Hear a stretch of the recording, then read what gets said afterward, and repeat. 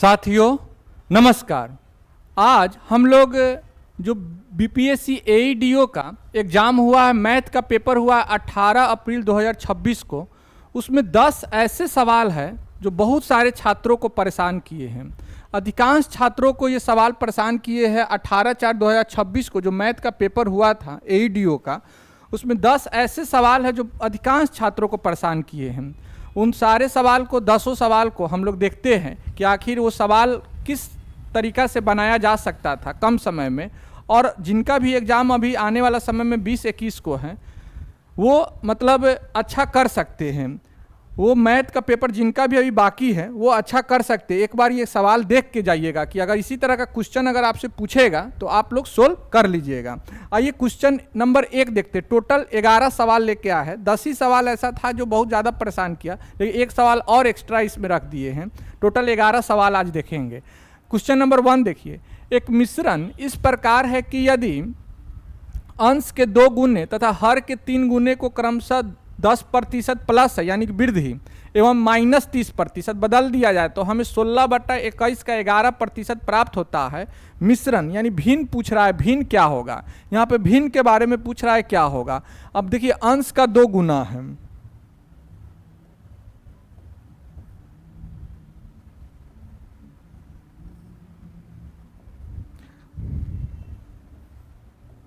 देखिए यहाँ अंश का 2 गुना, अगर x/y भिन्न है तो अंश का 2 गुना यानी 2x, और हर का 3 गुना है यानी 3y। 10% वृद्धि कर रहा है तो गुने 110 कर देंगे, और हर में कितना कमी कर रहा है, 30% कमी कर रहा है तो 70 कर देंगे, बराबर 16/21 का 16/21 का कितना हो जा रहा है बाबू, 11% यानी 11/100। 11/100। अब यहाँ देखिए एक 0 से 1 0 कट गया, यहाँ 11 से 11 कट गया, यहाँ 3 7 21 कट गया यहाँ पे। अब चलिए 2 से यहाँ काटेंगे तो 8 बार में कट जाएगा। 8 बार में ये 4 दूनी 8, 25 चौका 100, यानी x/y क्या आ गया, भिन्न आपका आ गया। x/y क्या आ गया बाबू, 2/25 आ गया। 2/25 आ गया, यानी ऑप्शन नंबर डी इसका सही उत्तर हो जाएगा। 2/25 इसका सही उत्तर हो जाएगा। बहुत आसान सवाल था, बस थोड़ा सा मतलब दिमाग लगाना था और सोल्व कर लेना था। चलिए आगे आइए, अगला क्वेश्चन देखते हैं। यदि n बराबर 3 के पावर 10 प्लस 3 के पावर 11 प्लस 3 के पावर 12 प्लस 3 के पावर 13 है तो n के कितने धनात्मक गुणनखंड होंगे।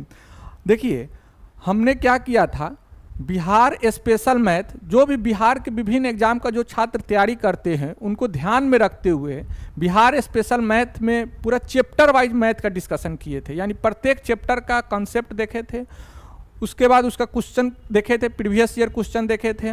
उसके बाद क्या किए कि 30 सेट बीपीएससी एईडीओ के एग्जाम होने से पहले तक लगभग 30 सेट, प्रत्येक सेट में 25-25 क्वेश्चन का डिस्कशन हम लोग देखे थे।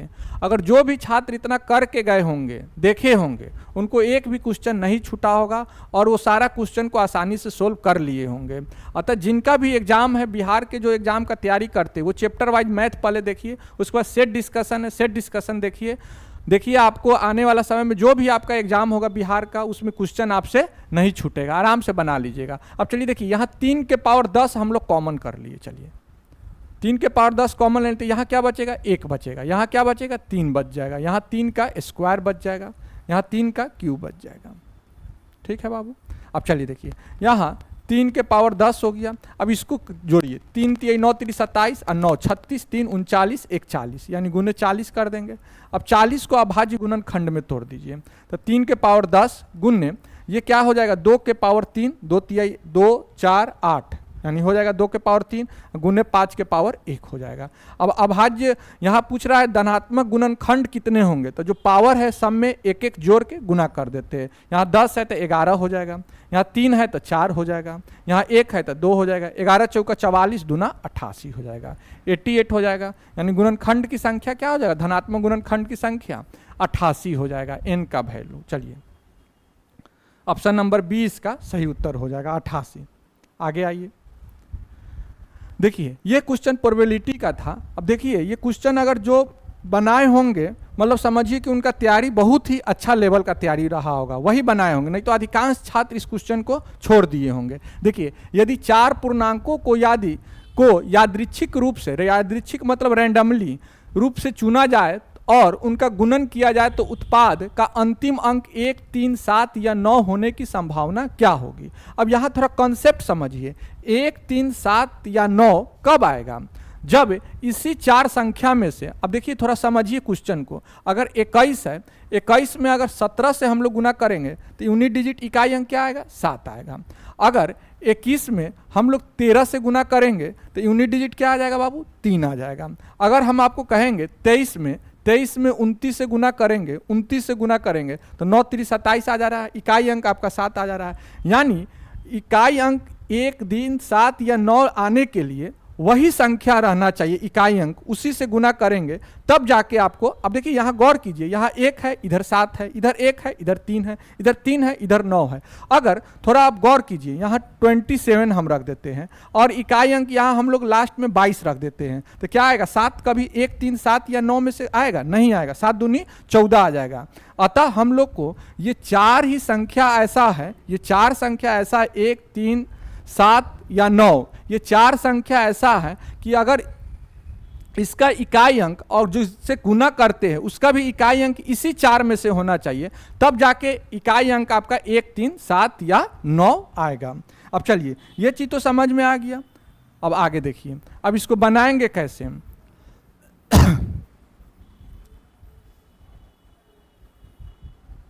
अब देखिए रैंडमली लिया जाता है, यादृच्छिक रूप से लिया जाता है, यानी चार में से कभी एक लिया जा सकता है। तो यानी क्या हो जाएगा, प्रोबेबिलिटी, एक संख्या के लिए प्रोबेबिलिटी हो जाएगा 4/10 हो जाएगा, एक संख्या के लिए प्रोबेबिलिटी हो जाएगा 4/10 हो जाएगा प्रायिकता। तो चार संख्या के लिए क्या हो जाएगा, बट पावर 4 हो जाएगा, पावर 4 हो जाएगा, यानी 2 दूनी 4, 5 दूनी 10, 2/5, 2/5 के पावर 4 हो जाएगा। अब देखिए 2 के पावर 4 यानी 16 हो जाएगा, 5 के पावर 4 यानी 625 हो जाएगा, 625 हो जाएगा, 16/625 ऑप्शन नंबर ए इसका सही उत्तर हो जाएगा। बस कॉन्सेप्ट समझना था, कॉन्सेप्ट जिसको पता होगा वो बनाया होगा, अन्यथा क्वेश्चन को छोड़ दिया होगा। अब देखिए क्वेश्चन नंबर 4 देखिए, ये भी क्वेश्चन लाजवाब क्वेश्चन पूछा था। जब 100 के पावर 25 में -25 को दशमलव संकेत पत्ती में लिखा गया है तो अंकों का योग क्या होगा, अंकों का योग क्या होगा। अब 100 के पावर 25 है तो हम लोग क्या लिख सकते हैं, ये 10 के पावर 50 लिख सकते हैं, 10 के पावर 50 लिख सकते हैं, -25 लिख सकते हैं, चलिए -25 लिख सकते हैं। 100 को लिख सकते हैं 10 का स्क्वायर और इन पावर है 25 तो अब हो जाएगा 10 के पावर 50। अब 10 के पावर 50 कहने का मतलब यानी 1 पे 50 जीरो, 1 पे 50 जीरो हो जाएगा। 10 के पावर 50 कहने का मतलब 1 पे 50 जीरो हो जाएगा, 50 जीरो हो जाएगा, 50 जीरो हो जाएगा बाबू, 50 जीरो हो जाएगा। इसमें से हम लोग 25 माइनस कर देंगे, 25 माइनस कर देंगे। तब गौर कीजिए यहाँ डबल जीरो है, 25 माइनस करेंगे तो क्या बचेगा, 75 बच जाएगा, 75 बचेगा। टोटल 50 है तो अब इधर कितना बच जाएगा, 48 बच जाएगा, सब 9 9 9 9 बचेगा तो 48 गुने 9 हो जाएगा, 48 गुने 9 ये हो जाएगा, 9 बार 48 आएगा, लास्ट में 75 आएगा। तो 48 में 9 से गुना कीजिए, 9 8 72 के 2 हाथ में 7, 9 चौका 36 और 36 7 43, 43 ये हो गया 432 और 7 5 12, 7 5 12 अंकों का योग पूछ रहा था, 2 2 4, 3 1 4, 4 1 4, 444 हो जाएगा। यानी ऑप्शन नंबर डी इसका सही उत्तर हो जाएगा, 4 का ऑप्शन नंबर डी इसका राइट आंसर हो जाएगा। चलिए आगे आइए, 12,000 की राशि, 12,000 की एक राशि को 2 वर्षों के लिए एक निश्चित वार्षिक चक्रवृद्धि ब्याज दर पर निवेश किया जाता है। यदि इसे 2% अधिक ब्याज दर पर निवेश किया जाता तो 504 रुपया अधिक प्राप्त होते, मूल ब्याज दर क्या है। अब देखिए 504 रुपया अधिक प्राप्त हो रहा है बाबू, 504 रुपया अधिक प्राप्त हो रहा है, कितना पे बाबू, 12,000 पे प्राप्त हो रहा है, 12,000 पे प्राप्त हो रहा है। तो परसेंटेज हम लोग यहाँ से निकाल लेंगे, कितना परसेंटेज बढ़ रहा है। चलिए 2 जीरो से 2 जीरो काट दिए, 12 से काटिए, 12 चौका 48, 2 4 24 यानी 12 दूना 24, यानी क्या रेट आ जाएगा, 4.2 आ जाएगा, 4.2 आ जाएगा।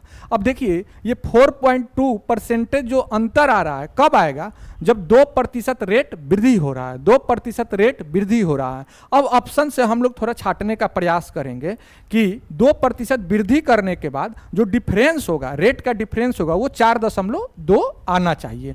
तो ऑप्शन नंबर बी देखिए, 4% लीजिएगा तो 4% एक साल का ब्याज 4%, 2 साल का कितना हो जाएगा, 4 4 8, 4 + 4 अब प्लस क्या करते हैं 4 गुने 4 बट्टा 100 करते हैं, बट्टा 100 करते हैं तो क्या आ जाएगा 8.16 आ जाएगा। अब इसमें 2% की वृद्धि कर दीजिए तो 6% हो गया। और 6% कहने का मतलब कितना 12.36, 12.36। अब 12.36 8.16 का डिफरेंस 4.2 आ रहा है, बिल्कुल आ रहा है 4.2 आ रहा है, तो यही इसका सही उत्तर हो जाएगा। यानी मूल ब्याज दर क्या है 4% इसका मूल ब्याज दर हो जाएगा। चलिए आगे आइए, यदि किसी त्रिभुज की भुजाओं के अनुपात 1/√3 है तो इसके संगत कोणों का अनुपात क्या। अब देखिए ये जो अनुपात दिया हुआ है गौर से जब देखिएगा तो ये एक समकोण त्रिभुज का अनुपात दिया हुआ, यानी 1 है √3 है ये 2 है। अब 1 का स्क्वायर 1 √3 का स्क्वायर 3 और 2 का स्क्वायर 4, मतलब कर्ण स्क्वायर बराबर क्या हो गया लंब स्क्वायर प्लस आधार स्क्वायर हो गया। अब देखिए ये समकोण त्रिभुज हो गया तो इसमें क्या होता है एक 90 डिग्री का कोण होता है, एक क्या हो जाएगा 60 डिग्री का हो जाएगा, एक क्या हो जाएगा बाबू 30 डिग्री का हो जाएगा। तो अनुपात निकाल दीजिए, कोणों का अनुपात पूछ रहा है तो 1 2 3 हो जाएगा, 1 2 3 हो जाएगा, बस आसान है। ऑप्शन नंबर बी इसका सही उत्तर हो जाएगा। खाली देख लेना था कि ये समकोण त्रिभुज है कि नहीं, बस दिया था ट्रिपलेट था। कुछ मित्रों ने पिकनिक पर जाने का निर्णय लिया तथा इस पर 768 खर्च करना निश्चित किया। इसमें से 4 मित्रों ने न जाने के कारण जिन मित्रों ने भाग लिया प्रत्येक मित्र को 16 अतिरिक्त वहन करना पड़ा। कुल कितने मित्रों ने पिकनिक में भाग लिया, तो हम लोग मान लिए कि x मित्रों ने भाग लिया तो 768/x हो गया, 768/x हो गया। और कुछ नहीं गया, 4 छात्र नहीं गया तो 768/x-4 x-4, इसी का डिफरेंस दिया हुआ है आपका 16 दिया हुआ है, 16 दिया हुआ है। इस मेथड से आप डायरेक्ट आप सोल्व कर सकते हैं, लेकिन इसमें टाइम टेकिंग होगा, थोड़ा गुणनखंड होगा, मतलब द्विघात समीकरण ला के करना पड़ेगा। अब जब देखिए यहाँ ऑप्शन दिया है तो 768 रुपया को ही भाग लगाएगा, 768 रुपया को ही भाग लगाएगा, 768 रुपया टोटल खर्च हुआ है। तो कितना छात्र कितना मित्र ने भाग लिया पिकनिक में, तो वो 768 को पूरा का पूरा तो काटेगा ही। तो आप देखिए इस ऑप्शन में से कौन ऑप्शन है जो 768 को पूरा का पूरा काटेगा, तो एक ही ऑप्शन है, ऑप्शन नंबर ए। 12 से कटेगा 768, 12 छक्के 72, यहाँ बचेगा 4 और 12 चौका 48, यानी ऑप्शन नंबर ए इसका सही उत्तर हो जाएगा, 12 हो जाएगा इसका सही उत्तर। ऑप्शन से भी हम लोग छाट के बना सकते थे, थोड़ा आसान क्वेश्चन था। चलिए, यदि चीनी के मूल्य में 10% की कमी के कारण राम 100 रुपया में 5 केजी चीनी अधिक खरीद सकता है तो चीनी का वास्तविक मूल्य प्रति किलोग्राम रुपया में। ये क्वेश्चन लगभग 5 से 10 बार हम बताए होंगे, सेम यही टाइप का क्वेश्चन बताए, केवल डिजिट चेंज है, इसी टाइप का क्वेश्चन बताए थे। 10% कमी है तो 10 बट्टा वास्तविक पूछ रहा है तो 100 - 10 कर देंगे, यानी 90 हो गया, 90 हो गया।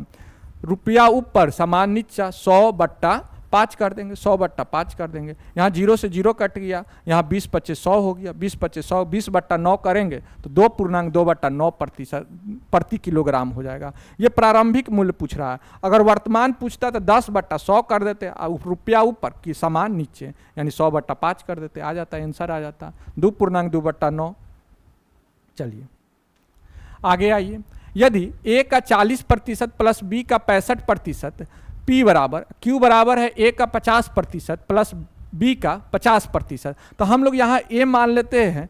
A जहाँ A B धनात्मक संख्या है तो निम्नलिखित में से कौन सा कथन सत्य है, तो हम लोग A बराबर 200 मान लेते हैं और B बराबर क्या कर लेते हैं, B बराबर 100 मान लेते हैं, B बराबर 100 मान लेते हैं। चलिए ठीक है। अब देखिए A का 40% तो P बराबर क्या हो जाएगा, P बराबर क्या आ जाएगा 200 का 40% 80 हो जाएगा, ये हो जाएगा 65 हो जाएगा, कितना आ गया 145 आ गया, 145 आ गया। चलिए Q देख लेते क्या आ जाएगा, A का 50% तो यानी 100 ये हो जाएगा, प्लस फिर 50 हो जाएगा, यानी कितना हो जाएगा 150 हो जाएगा। तो क्या हो जाएगा, इसमें से कौन सा ऑप्शन सही हो रहा है, Q P से बड़ा है, Q P से बड़ा हो जाएगा, ऑप्शन नंबर बी सही उत्तर हो जाएगा। इसमें यहाँ एक छूटा भी है, A ग्रेटर देन B था, A ग्रेटर देन B छूटा हुआ है इस क्वेश्चन में। चलिए, एक ठोस एक अर्धगोले पर रखे शंकु के आकार का है, प्रत्येक की त्रिज्या 6 सेंटीमीटर और ठोस की कुल ऊंचाई 14 सेंटीमीटर, ठोस का पृष्ठीय क्षेत्रफल ज्ञात कीजिए। अब देखिए ये शंकु है, ये अर्धगोला पे प्रत्यारोपित है, देखिए ये है, ये आपका त्रिज्या दिया हुआ है 6 सेंटीमीटर दिया हुआ है, पूरा ऊंचाई टोटल ऊंचाई आपका दिया हुआ है 14 सेंटीमीटर दिया हुआ है, 14 सेंटीमीटर दिया हुआ है, तो ये ऊंचाई कितना हो जाएगा 8 हो जाएगा, 8 हो जाएगा, क्योंकि त्रिज्या है तो 6 घट जाएगा यहाँ पे।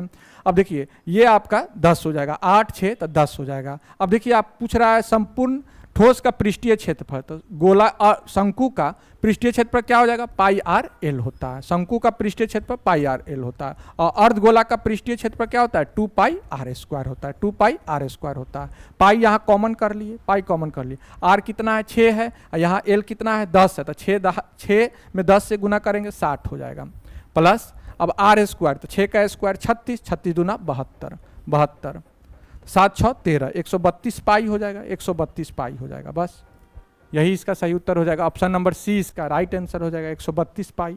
चलिए आगे आइए।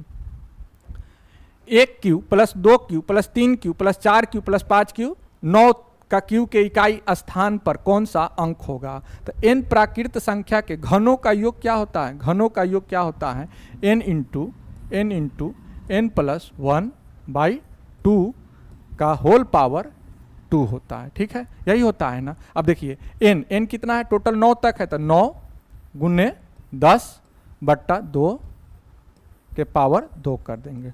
2 से कटेगा 5 बार में, तो 9 × 45, 45 का स्क्वायर करेंगे, तो 5 का स्क्वायर इकाई अंक क्या हो जाएगा 25, यानी इकाई अंक 5 हो जाएगा। 5 का स्क्वायर 5 रहेगा, इकाई अंक 5 रहेगा। चलिए 25 आएगा ना लास्ट में, तो 5 हो जाएगा इकाई। ऑप्शन नंबर सी इसका सही उत्तर हो जाएगा। तो ये सब कुछ क्वेश्चन था, अगर जो छात्र प्रैक्टिस नहीं किया रहा होगा पहले से, उसको ये परेशान किया होगा क्वेश्चन। अब बहुत सारे छात्रों को ऐसा परेशानी हुआ है, ये सब 10-11 क्वेश्चन ऐसा था जो परेशान किया है अधिकांश छात्रों को, जो किया है, जो खास करके बिहार का एग्ज़ाम का तैयारी करते हैं और मैथ पे उतना ध्यान नहीं देते हैं, उसको ये सब दिक्कत हुआ होगा। कहते हैं रख हौसला वो मंजर भी आएगा, प्यासे के पास चलकर समंदर भी आएगा, थक कर न बैठ ऐ मंजिल के मुसाफिर, मंजिल मिलेगी और मिलने का मज़ा भी आएगा। बात बिल्कुल सही है साथियों। साथियों अगर आप मेहनत करते हैं तो जीवन में आपको थकना मना है, क्योंकि आप जब पथ पे आगे बढ़ रहे हैं तो बढ़ते ही रहिए। चाहे बीच राह में कभी कभी बाधाएं आए, मुसीबतें आए, चुनौतियाँ आए, उस सबको पार करते हुए आगे बढ़ते जाइए। देखिए निश्चित तौर पे आपको सफलता मिलेगी, और सही समय पे मिलेगी, और निश्चित रूप से मिलेगी, ये तय है। बस आपको थकना नहीं है, संघर्ष पथ पे एकदम अग्रसर रहना है, हमेशा आगे बढ़ते रहना चाहिए। पूरे दिलो जान से मेहनत कीजिए, ईमानदारी से मेहनत कीजिए, क्योंकि किस्मत उसी का साथ देता है जो पूरे ईमानदारी और शुद्धता के साथ मेहनत करता है। अतः आप लोग पूरे सच्चे दिल से, सच्चे मन से मेहनत कीजिए।